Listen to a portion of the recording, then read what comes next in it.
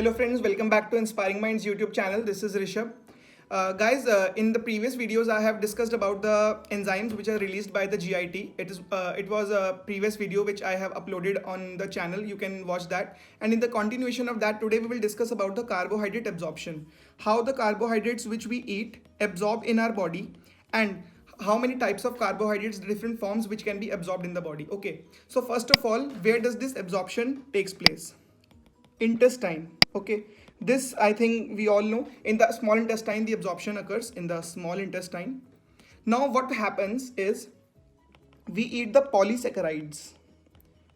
It is the complex carbohydrate form which we eat. Okay, and through some enzymes. And what are the enzymes? The enzymes are amylases. Okay, one is the salivary amylase and majorly it is the pancreatic amylase. One is the salivary amylase and other are the pancreatic amylase. 30% digestion is done by salivary amylase, which is in the saliva, and rest 70% by the pancreatic amylases. Okay, so what is the next point? These polysaccharides, these poly will convert it into the oligosaccharides.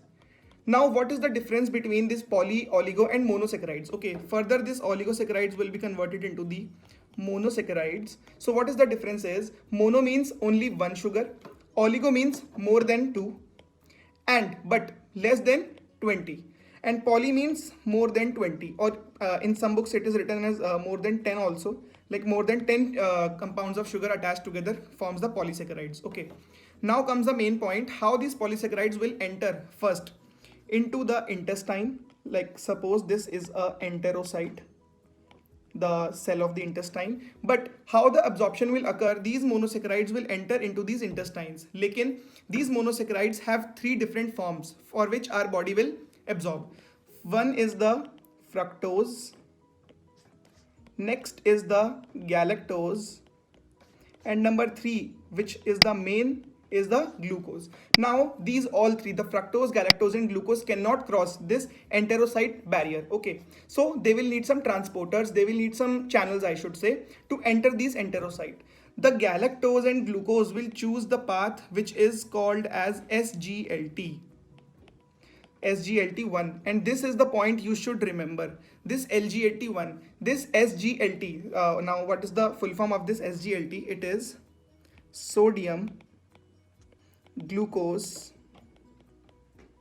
linked transporters. Okay, so what is the main concept here is, the sodium will bind to the glucose and linking by it, it will help as a transporter to cross the cell membrane of the enterocyte. Okay, these SGLTs are placed here. These galactose and the glucose will cross through the SGLT, and also a main point that sodium will also, because it is a sodium transporter, so sodium will combine with the glucose and galactose and enter into these enterocytes. Okay, so comes the point, how will be the fructose will enter? The fructose will enter through the GLUT5 channels. Okay, the fructose will enter by the GLUT5 channels.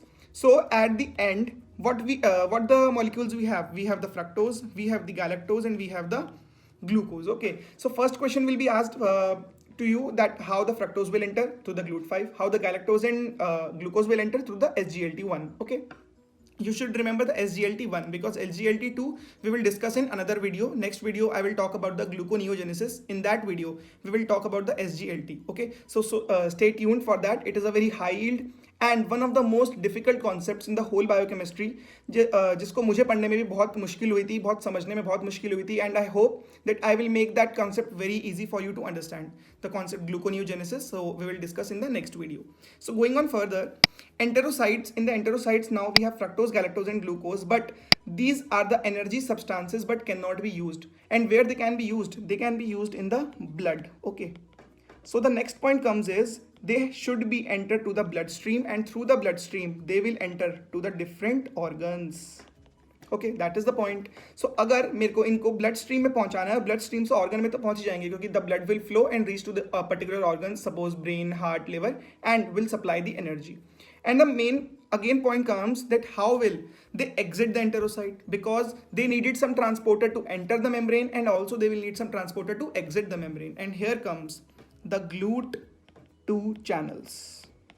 Okay, so through these GLUT2 channels, the fructose, glucose, and galactose will exit the enterocyte, will enter the bloodstream, and then to the organs, and organs will get their energy needs.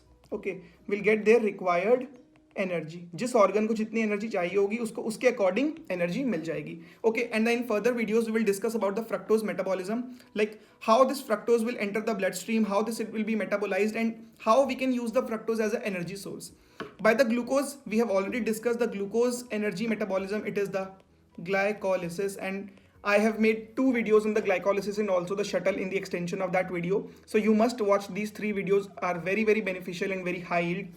And also we will discuss the galactose metabolism, that how our body can use galactose and fructose apart from the glucose as the energy sources. Okay, so this was the short video in which I wanted to share about how the carbohydrates absorbed in our body, how they can be metabolized, and how they enter the enterocytes and how they can be exited. So in the short we can revise is, carbohydrates are absorbed where? In the intestine, in the small intestine.